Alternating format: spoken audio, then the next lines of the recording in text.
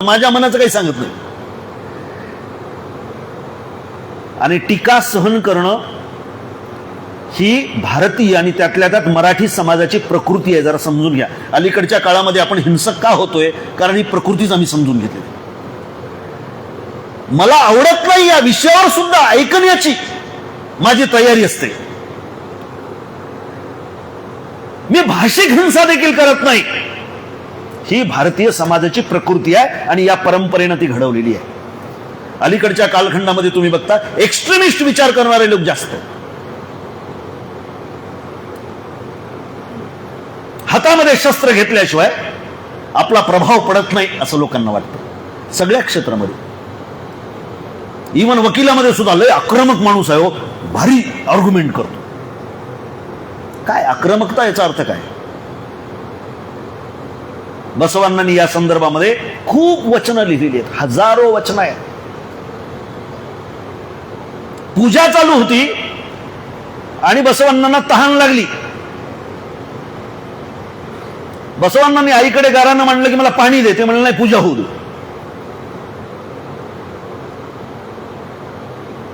आता पूजा व्हायची, प्रत्येक देवाची पूजा व्हायची तरी 1 तास लागणार आहे. काय करावं? बसवांना इतके प्रतिभाशाली होते की ते अंगणामध्ये गेले आणि त्यांनी खड्डे करायला सुरुवात केली. 1 खड्डा केला, दुसरा केला, तिसरा केला.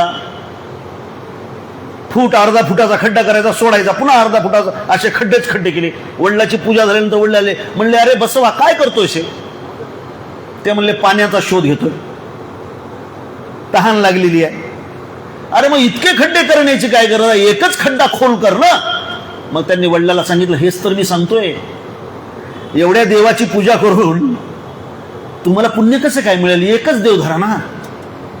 एकेश्वरवाद आपल्या भारतीय परंपरेतली क्रांती आहे, हे आपण लक्षात ठेवा. त्याचं महत्व तुम्हाला कळणार नाही, पण त्या काळाच्या परिप्रेक्षामधून ते बघा. बसवेश्वर हे क्रांतिकारक का आहे?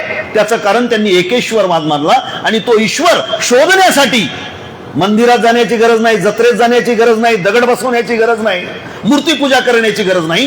ज्या वेळेला अस्पृश्य समाजातले लोक आले आणि बसवांना म्हणाले, अण्णा, अण्णा म्हणजे त्या कर्नाटकामध्ये मोठा भाऊ या अर्थात, अण्णा आम्हाला तर मंदिरातच येऊ देत नाही. ते म्हणे, मंदिरात जाण्याची तुला गरज का वाटते? हे 12व्या शतकातले संवाद आहेत, जरा लक्षात ठेवा.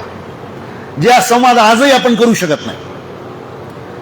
तुला मंदिरात जाण्याची काय? नाही, आम्हाला देवाची भक्ती करावी वाटते. अरे देव मंदिरात आहे का? मी कधी गेलो का मंदिरात? नाही नाही, तुम्ही जात नाही. इष्टलिंग दिलं, हे इष्टलिंग गळ्यात बांध म्हणले, तूच देव झालास म्हणले. म्हणजे वारकऱ्यांचा जो अद्वैत आहे, वेगळ्या अर्थानं कायकाच्या भूमिकेतून बसवांनी मांडला. हे शरीर, हे कायक, हे तुझं मंदिर आहे. ते मंदिर पवित्र असेल तर देवाची भक्ती करण्याचा अर्थ आहे. मंदिर पवित्र करायचं असेल तर त्याचा अभिषेक घाम आहे. म्हणजे बसवेश्वरांना मानणारे जे लोक आहेत, म्हणजे आपण सगळेच आहोत, त्यांनी याचा विचार करावा. कारण आता काय झालंय, आपण कॉन्ट्रॅक्ट देऊन टाकलेले आहेत. बसवेश्वराची जयंती कोण करायची? लिंगायतानं करायची, शिवाजी महाराज मराठ्यांनी करायचं, अहिल्यादेवी होळकर धनगरांनी बघायचं, बाबासाहेब आंबेडकरांचं काय आहे ते बौद्धांनी बघायचं. त्याचं कारण आपल्या बुद्धीला आपण सीमा टाकून गेल्या, बुद्धीला आपण मर्यादित केलेला आहे. बसवांना त्यावेळेच्या अस्पृश्य समाजाला म्हणतात, तुला मंदिरात जाण्याची गरज नाही, हे इष्टलिंग धारण कर, तूच देव होशील आणि तुझं मंदिर हे तुझं शरीर आहे. ही आहे कायकाची संकल्पना. अतिशय क्रांतिकारी संकल्पना आहे. अनेक विद्यापीठामध्ये कायकाची संकल्पना याच्यावर लोकांनी एमफिल केलेले, PhD केलेले आहेत. म्हणजे याचा अर्थ असा आहे, घाम गाळल्याशिवाय मी पोट भरणार नाही. हेच त्या मंदिराचं पावित्र्य आहे. आज तर आपल्या सगळ्यांनाच भस्म्या रोग लागलेला आहे. प्रत्येकाला पैसे पाहिजेत. किती पाहिजेत? त्याची काही भूक? त्यातही फुकटचा पैसा. अरे आज कीड लागली हे समाजाला आणि दररोज तांब्यावर पाणी आपण त्या पिंडीवर टाकतो. महादेव,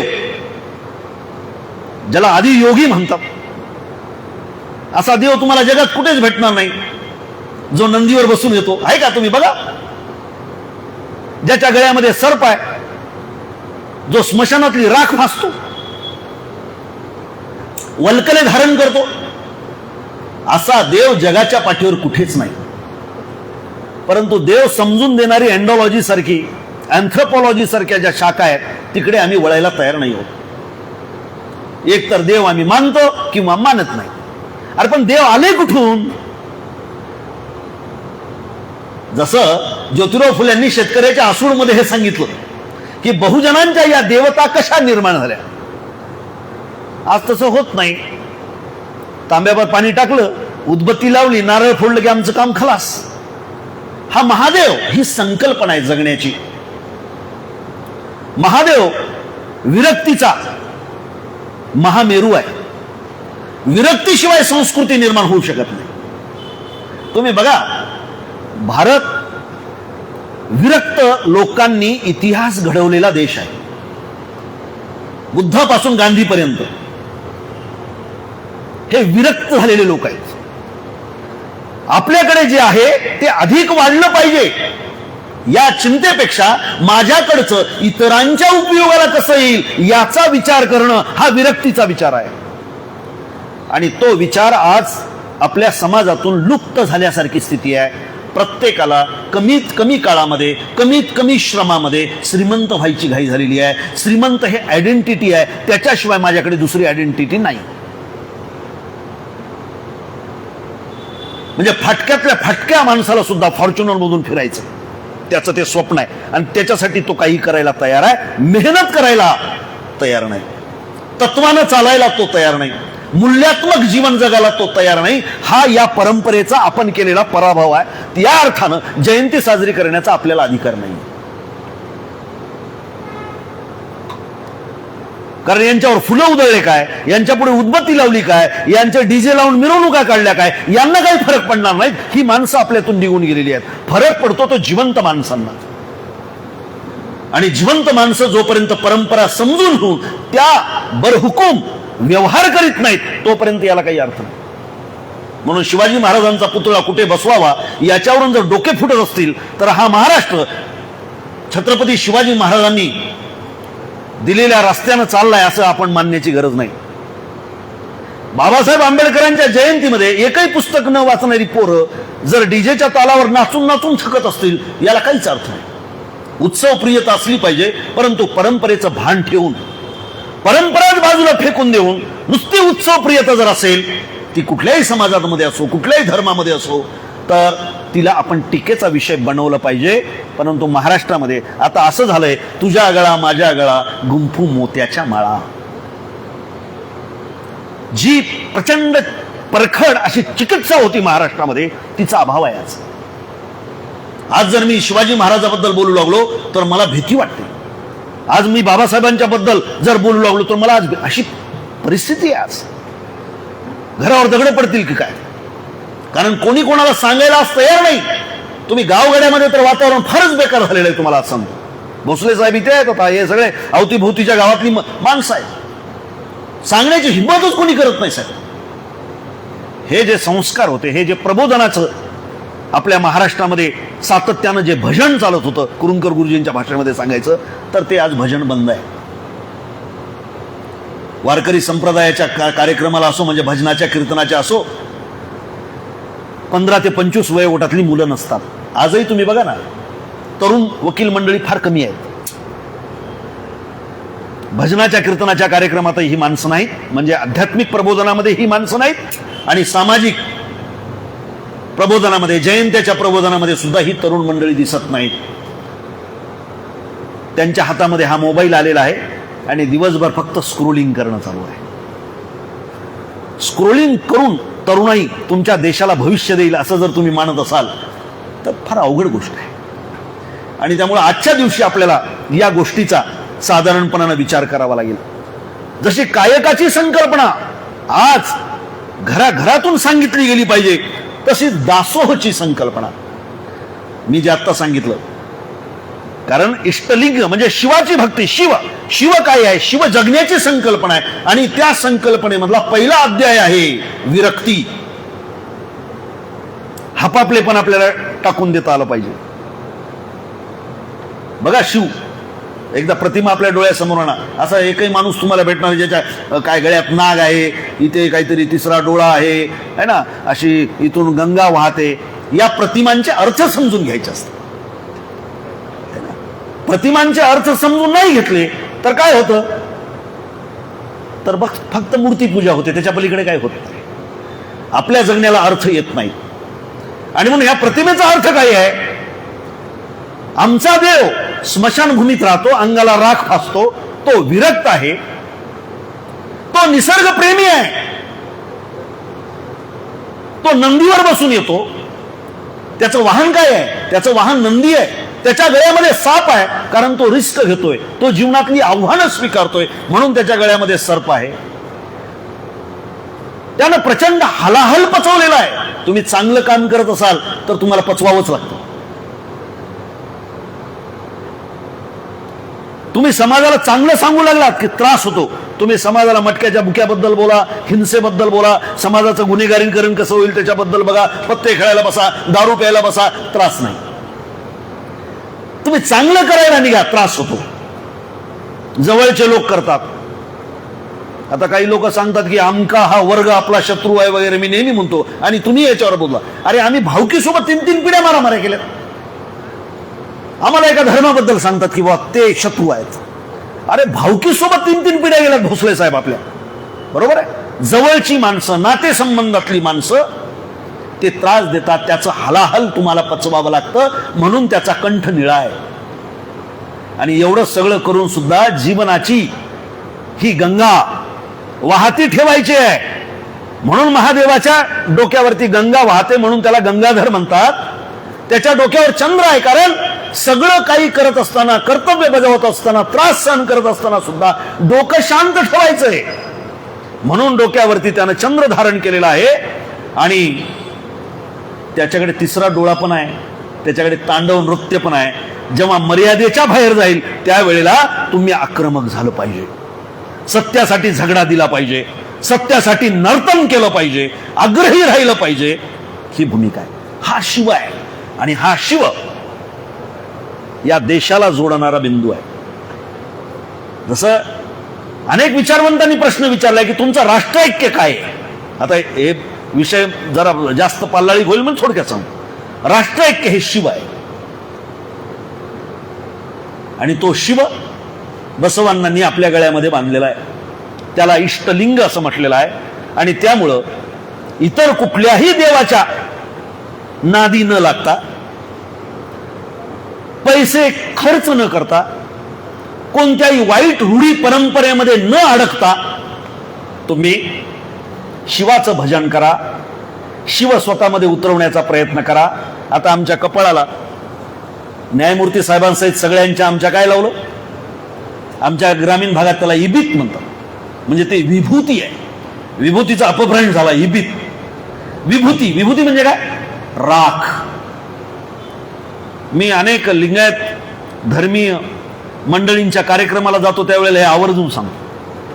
हे का असं केलं असेल बरं बसवांना. कुंकू होतं, हळद होती, भंडारा होता, राखच का लावली. त्याचं कारण असं आहे की बाबा रे, आंघोळ केल्याबरोबर जेव्हा आरशात बघशील तू आणि राख लावशील त्यावेळेला स्वतःला सांग की शेवटी तुझी राख होणार आहे. त्यामुळे हापापले पण सोड, हुंड्यासाठी सुनेला जाळून मारणं सोड, भावकीचे धुरे टोकरणं सोड, डॉक्टर म्हणून किडण्या चोरणं सोड, अधिकारी म्हणून टेबला खालून घेणं सोड. जीवनातली ही भ्रष्टता सोड, तू तुझं चारित्र्य घडव. जसं बुद्धांनी सांगितलं किती सोपं आहे बघा. प्रज्ञाशील करुणा. आम्ही घराघरावर लिहून टाक. अर्थ म्हणलं की तिथं आम्ही थांबतो, कारण त्याच्या भानगडीत आम्ही पडत नाही. जसं जनगण मन म्हणलोय, अर्थ मालूम नाही भाई, वय बोल रहा मैं भी बोल रू. अर्थाची गरज नाही. गाणे सुद्धा आम्ही असंच ऐकतो आहे ना,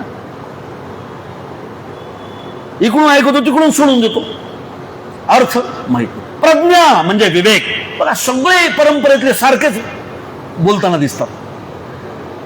विवेकाबद्दल बसवांनी तर इतके वचन लिहिलेले आहेत. विवेक म्हणजे चांगलं काय वाईट काय ही ठरवणारी बुद्धी, त्याला म्हणतात विवेक. शील म्हणजे चारित्र्य, ज्याच्याबद्दल मी आत्ता बोललो है ना. करुणा म्हणजे मानवतेनं ओतप्रोत भरलेलं मन. स्वतःच्या स्वार्थासाठी माणसं रडतात, परंतु इतरांचं दुःख, इतरांचं दारिद्र्य, इतरांचं दैन्य हे बघून तुझ्या डोळ्यात पाणी आलं पाहिजे, त्यावेळेला तू खऱ्या अर्थानं माणूस आहेस. आणि म्हणून तू इतरांसाठी काय करतोस ही दासोहची संकल्पना.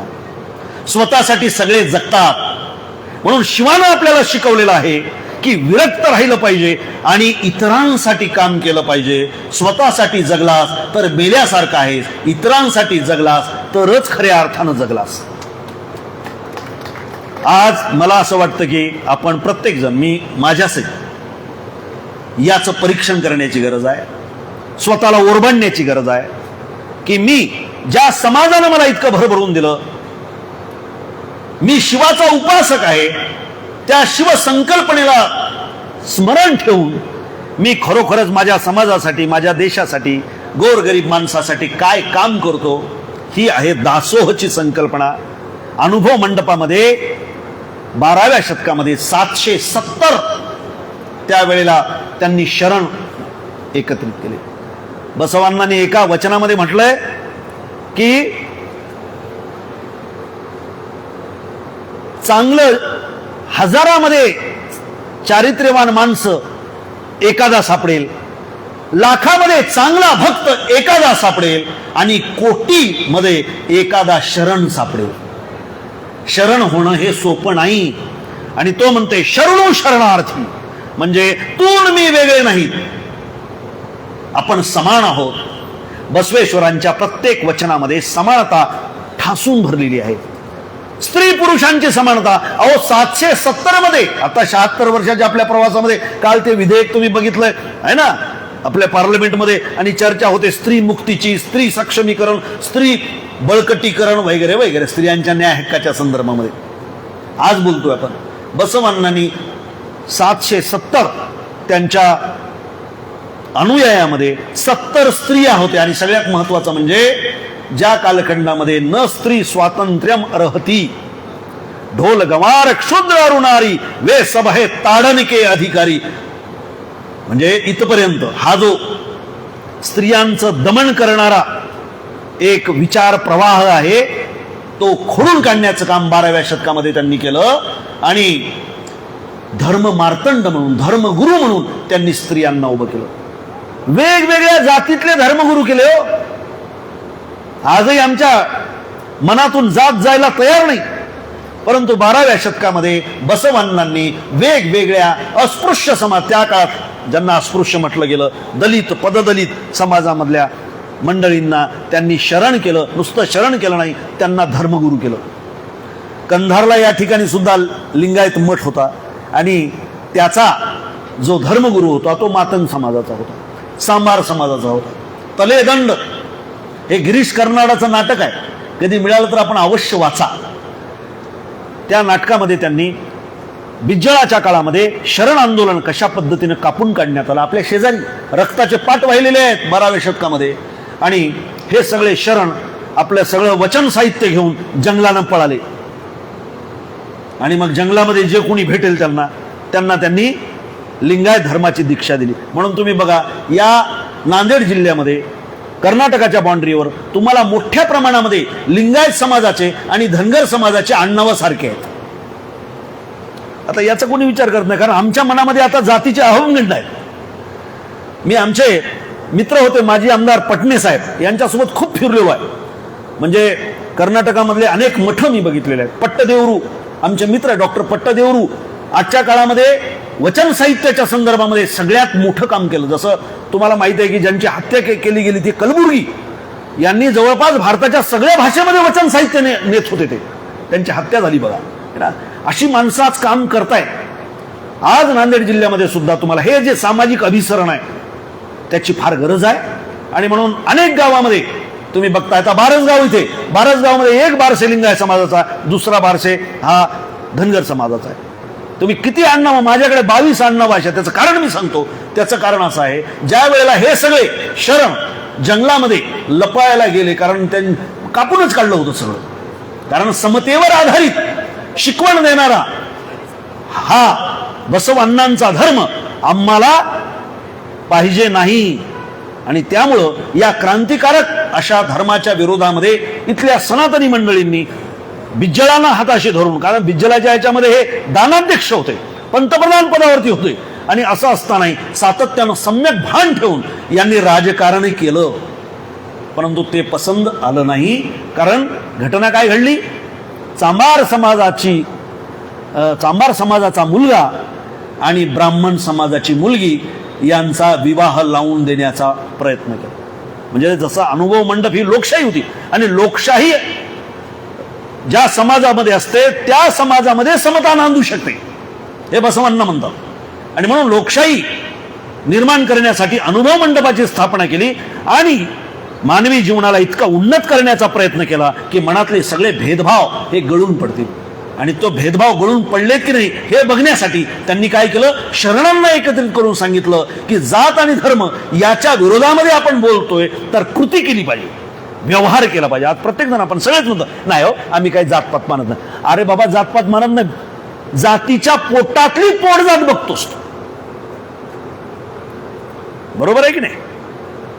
जातीच्या म्हणजे आम्ही जाती धर्म सोडून दिलाय, आम्ही क्रांतिकारक तत्व घेऊन निघालो असे म्हणणारे समाज सुद्धा पोट जातीचा विचार करतात. हे मला सगळं माहिती आहे. नांदेडमध्ये इथंच जन्म झालाय, मध्ये मी इथंच वाढतो. समाजकारण राजकारण सगळं जळून पाहिलेलं आहे, त्यामुळे मी बोलतोय आणि बोललं पाहिजे. या प्रवृत्तीवर कठोरतेनं आपण वार केले पाहिजे. जसं आज तुम्ही बघताय की सगळ्या समाजामध्ये जे भांडण लागले त्याचं कारण आहे आपल्या मनामध्ये ठासून भरलेली विषमता, आपल्या मनामध्ये भरलेला अहमगंड. आजही धर्माच्या अनुषंगाने असेल, जातीच्या अनुषंगाने असेल, आपल्या मनामध्ये अहमगंड आहे. त्यामुळे भारतीयत्व हे निस्तेज होत चाललेलं आहे. तुम्ही धर्माची भावना बाळगून भारतीयत्व तेजोमय करा असं होऊ शकत नाही. तुम्हाला भारतीयत्व तेजोमय करायचं असेल तर धर्माच्या आणि जातीच्या या अंधश्रद्धा, या भावना तुम्हाला आधी दूर फेकाव्या लागतील. हे 12व्या शतकामध्ये त्यांनी सांगितलेलं आहे. आता बसवांना जे जे मानतात त्यांनी याचा विचार करण्याची गरज आहे. मी आधीच सांगितलं तुम्हाला की जयंती ही खरं तर कठोर परीक्षण करण्याचा दिवस आहे. स्वतःला ओरबाडून घेण्याचा, स्वतःला रक्तबंबाळ करण्याचा, स्वतःला दोष देण्याचा हा दिवस आहे. कारण आपण स्वतःला दुरुस्त नाही केलं, आपले व्यवहार आपण नाही दुरुस्त केले तर नुसत्या जयंत्या साजऱ्या करण्याला काहीच अर्थ असणार नाही. आणि त्यामुळं बसवांनांच्या जयंतीच्या निमित्तानं थोरा मोठ्यांच्या पुढे माझ्यासारख्या एका कार्यकर्त्यांना मनोगत व्यक्त करणं खरं तर हेही कितपत योग्य असं मला वाटतं. परंतु मला बोलण्याची संधी मिळाली, वकील मंडळीच्या पुढे बोलण्याची संधी मिळाली. आपण एक समाजामधला फार महत्त्वाचा घटक आहात, न्यायदानाच्या प्रक्रियेतले लोक आपण आहात. मला असं वाटतं की कुठलाही व्यवसाय आपण करत असू, कुठलाही विषय आपण शिकवत असू, कुठलाही बिझनेस आपण करू शकत असू, कुठल्याही क्षेत्रात जरी आपण असलो तरी सगळ्या समाजाला सम्यक भान देण्यासाठी आपण प्रत्येकानं काम करण्याची गरज आहे. ते फक्त प्राध्यापक शिक्षकाचं काम नाही, ते वकिलाचं काम आहे, ते न्यायमूर्तीचं काम आहे, सगळ्याचं काम आहे. अलीकडच्या काळामध्ये तुम्ही बघताय जेवढा माणूस शिकलेला तेवढा जास्त हुकलेला. शिकलेल्या माणसानेच प्रॉब्लेम